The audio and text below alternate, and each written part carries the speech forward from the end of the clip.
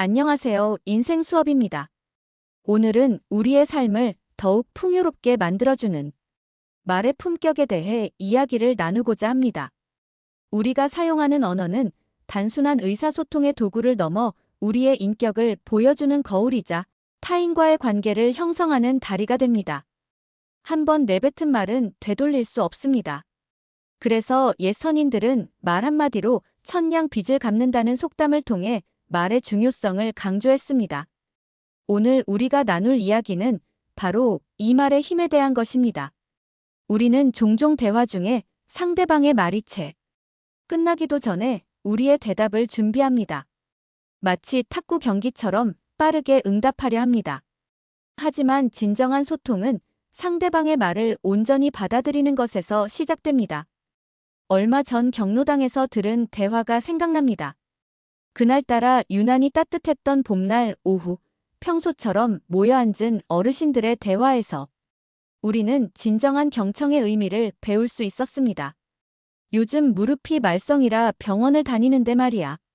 김순자 할머니가 말을 꺼내자 옆자리의 박명자 할머니는 뜨개질하던 손을 멈추고 귀를 기울였습니다. 아이고, 그러게 말이야. 나도 작년부터 무릎이 시작됐는데 어디 병원을 다니시나요? 남편하고 같이 보건소를 다니고 있어. 거기 물리치료도 해주고 운동법도 가르쳐주거든. 이야기를 듣고 있던 이정숙 할머니가 고개를 끄덕이며 말했습니다. 맞아요. 우리 동네 보건소가 참 좋아요. 선생님들도 친절하고. 내가 작년에 거기서 치료받았는데 많이 좋아졌어요. 김 선생님이라고 젊은 총각 선생님 있잖아요. 아, 맞아. 그 선생님 참 꼼꼼하지. 매번 어떠세요? 어디 불편하신 데는 없으세요? 하고 물어보고 박 할머니가 반가운 듯 맞장구를 쳤습니다. 나는 요새 손주 때문에 걱정이야. 잠시 침묵이 흐르고 최영순 할머니가 조심스레 말을 꺼냈습니다. 대학교 졸업하고 취업한다고 서울 올라갔는데 요즘 젊은이들 취업이 하늘의 별 따기라고 하잖아. 다른 할머니들은 한숨을 쉬며 고개를 끄덕였습니다.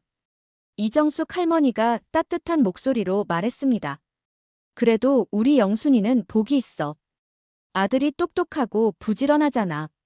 걱정 말어. 좋은데 취직할 거야. 맞아요. 요즘 젊은이들 힘들지. 우리 손주도 작년에 취업하느라고 고생 많이 했는데 끝까지 포기 안 하고 열심히 하니까 좋은데 취직했어요. 영순이 손주도 곧 좋은 소식 있을 거예요. 김할머니가 따뜻하게 위로했습니다. 그나저나 우리 동네 복지관에서 이번 주말에 경로잔치 한다던데. 박 할머니가 화제를 돌렸습니다. 아이고, 맞아요. 작년에도 갔었는데 참 좋더라고요. 올해는 무슨 공연한다고 하던가. 최 할머니가 관심을 보였습니다.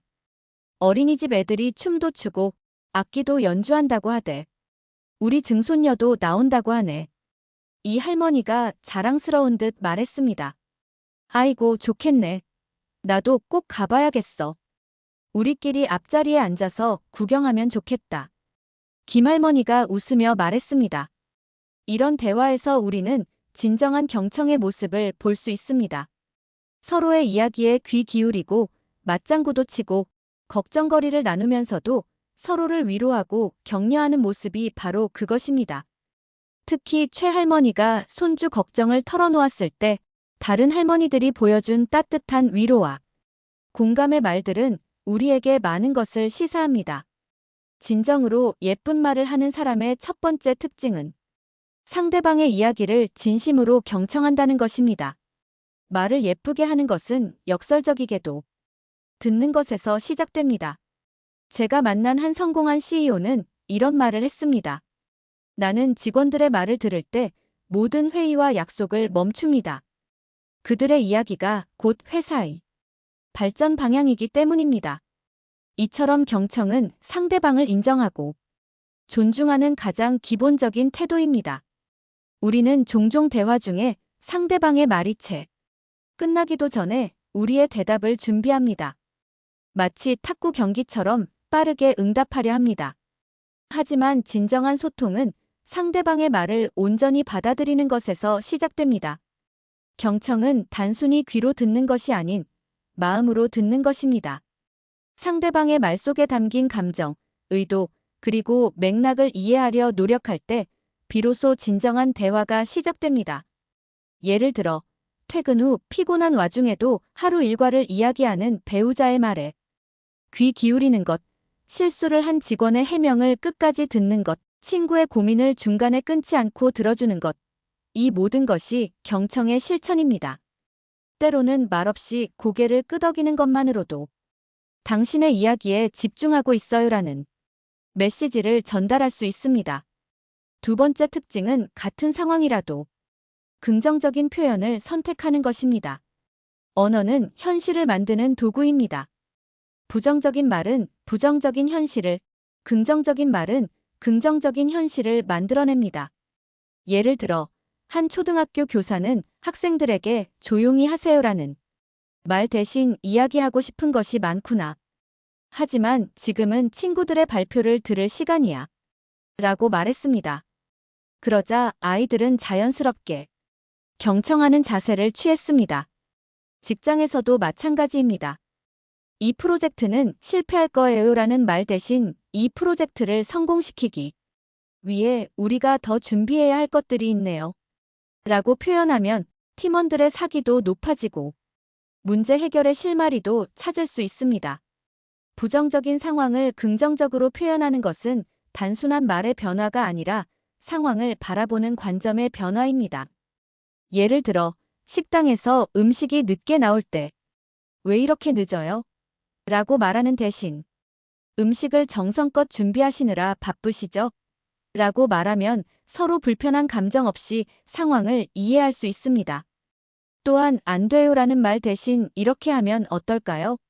라고 제안하면 상대방의 자존심도 지키고 더 나은 해결책을 함께 찾을 수 있습니다. 세 번째 특징은 상대방의 감정에 공감하는 표현을 사용하는 것입니다. 인간은 이성적인 존재이면서 동시에 감정적인 존재입니다. 때로는 가장 논리적인 해결책보다 따뜻한 위로의 말 한마디가 더 큰 힘이 될 수 있습니다. 예를 들어, 승진해서 탈락한 친구에게 다음에 더 잘 준비하면 되라는 조언보다 정말 실망스러웠겠구나. 내가 얼마나 열심히 준비했는지 잘 알아라는 공감의 말이 더 큰 위로가 될 수 있습니다. 공감은 상대방의 감정을 인정하고 존중하는 것에서 시작됩니다. 예를 들어, 시험에 떨어진 자녀에게 공부를 더 열심히 했어야지라고 말하는 대신 많이 속상하지. 엄마 아빠도 내 마음이 이해가 된다라고 말하면 자녀는 실패의 순간에도 부모의 지지를 느낄 수 있습니다. 직장에서도 마찬가지입니다. 업무상 실수를 한 동료에게 어떻게 이런 실수를 할 수 있지? 라고 말하는 대신 이런 상황이 많이 힘들었겠네요. 제가 도울 일이 있을까요? 라고 말하면 동료는 실수를 만회할 수 있는 용기를 얻을 수 있습니다. 네 번째 특징은 겸손과 존중이 담긴 말하기입니다. 겸손은 자신을 낮추는 것이 아니라 상대방을 높이는 것입니다. 예를 들어, 프로젝트가 성공했을 때 제가 열심히 했기 때문입니다 라고 말하는 대신 팀원들의 협력 덕분입니다 라고 말하면 더 큰 신뢰와 존경을 받을 수 있습니다. 또한 의견을 제시할 때도 이렇게 해야 합니다라는 단정적인 표현보다 제 생각에는 이렇게 하면 어떨까 합니다라는 겸손한 표현이 더 설득력 있게 들립니다. 실제로 한 연구에 따르면 겸손한 리더가 이끄는 팀이 더 높은 성과를 낸다고 합니다. 왜냐하면 겸손한 태도는 팀원들의 자발적인 참여를 이끌어내고 창의적인 아이디어를 자유롭게 공유할 수 있는 분위기를 만들기 때문입니다. 예를 들어, 회의에서 제 의견이 맞습니다라고 말하는 대신 여러분의 의견은 어떠신가요? 라고 물으면 더 다양한 관점과 해결책을 얻을 수 있습니다. 마지막 특징은 때로는 말하지 않는 것이 더 아름다울 수 있다는 것을 아는 지혜입니다. 동양의 철학자들은 침묵도 하나의 대화다라고 했습니다. 모든 순간에 말을 해야 하는 것은 아닙니다. 때로는 침묵으로 상대방을 배려하고 상황을 지켜보며 더 나은 소통의 기회를 만들 수 있습니다. 예를 들어, 화가 난 상황에서는 즉각적으로 반응하는 대신 잠시 침묵하는 것이 더 현명할 수 있습니다. 한 유명한 CEO는 이런 말을 했습니다. 중요한 이메일을 받았을 때 나는 하루를 기다립니다. 감정이 가라앉고 상황을 객관적으로 볼 수 있을 때 답장을 씁니다. 이처럼 침묵은 때로 최고의 대화 기술이 될 수 있습니다. 이러한 말의 품격을 높이기 위한 실천 방법으로는 매일 아침 긍정적인 말 한마디로 하루를 시작하는 것부터 시작할 수 있습니다. 예를 들어 오늘도 좋은 하루가 될 거야 라고 자신에게 말하거나 가족들에게 좋은 아침이에요 라고 인사하는 것만으로도 하루의 분위기가 달라질 수 있습니다. 또한 대화할 때마다 고맙습니다. 감사합니다 라는 말을 자주 사용하세요.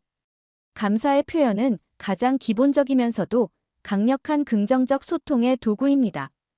예를 들어 매일 보는 편의점 직원에게 감사합니다라고 말하는 것, 동료가 작은 도움을 줬을 때도 덕분에 수월해졌어요 라고 말하는 것이 좋습니다. 비판이나 불평을 하기 전에는 반드시 3초를 생각하세요. 이 3초 동안 이 말이 꼭 필요한가? 더 나은 표현이 있을까? 상대방의 입장은 어떨까? 를 고민해 보세요. 많은 경우 이 짧은 생각만으로도 더 현명한 대화가 가능해집니다. 하루에 한 번 이상 진심 어린 칭찬을 하는 것도 중요합니다. 칭찬은 구체적이고 진정성 있게 해야 합니다. 잘했어요라는 막연한 칭찬보다는 이 부분을 이렇게 해결한 것이 정말 인상적이었어요라는 구체적인 칭찬이 더 효과적입니다. 이러한 노력들이 모여 우리의 대화는 점점 더 품격 있어지고 그것은 우리의 삶의 질을 높이는 데 큰 도움이 됩니다.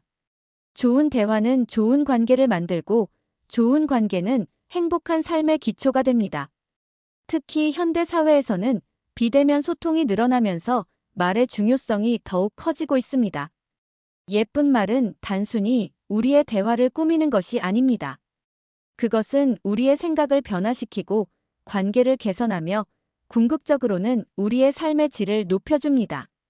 실제로 연구 결과에 따르면 긍정적인 언어를 자주 사용하는 사람들은 그렇지 않은 사람들보다 스트레스가 적고 대인관계가 원만하며 직장에서의 성과도 더 높다고 합니다. 이러한 변화는 하루아침에 이루어지지 않습니다.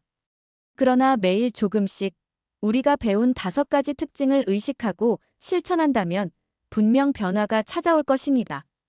그것은 마치 매일 물을 주고 가꾸는 화초처럼 천천히 하지만 확실하게 성장할 것입니다. 우리가 하는 말은 우리의 생각을 만들고 그 생각은 다시 우리의 행동과 품격이 됩니다. 마지막 특징인 침묵의 미덕은 현대 사회에서 특히 중요합니다. SNS와 각종 미디어의 발달로 우리는 끊임없이 말하고 표현하고 소통해야 한다는 압박을 받고 있습니다.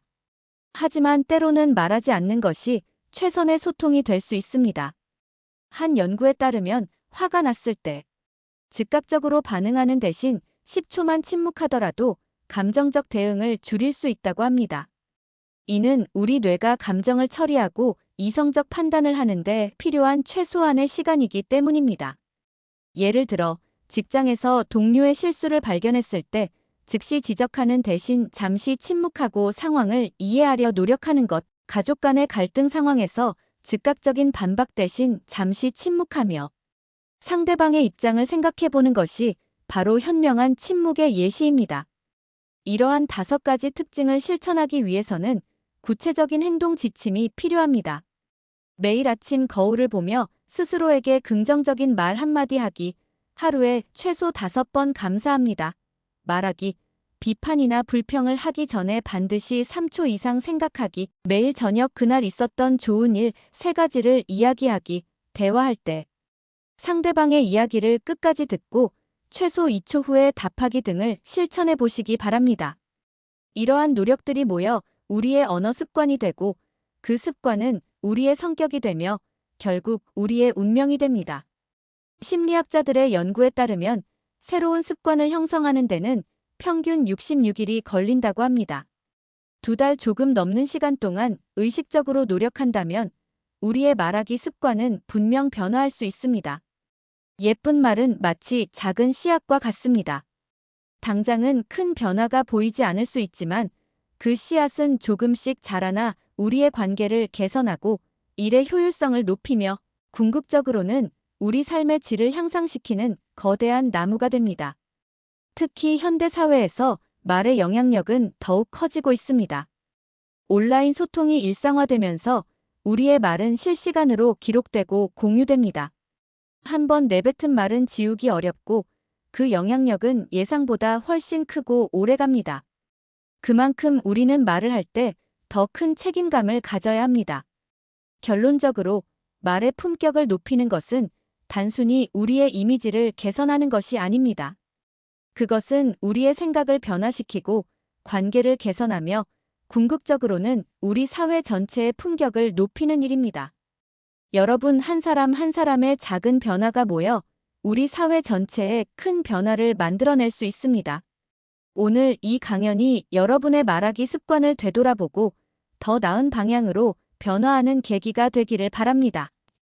여러분의 말 한마디가 누군가에게 희망이 되고 용기가 되며 살아갈 힘이 될 수 있다는 것을 기억해 주시기 바랍니다. 그리고 마지막으로 가장 중요한 것은 바로 실천입니다. 지금 이 순간부터 여러분 곁에 소중한 사람에게 따뜻한 말 한마디를 건네보는 것은 어떨까요? 작은 실천이 모여 큰 변화를 만듭니다.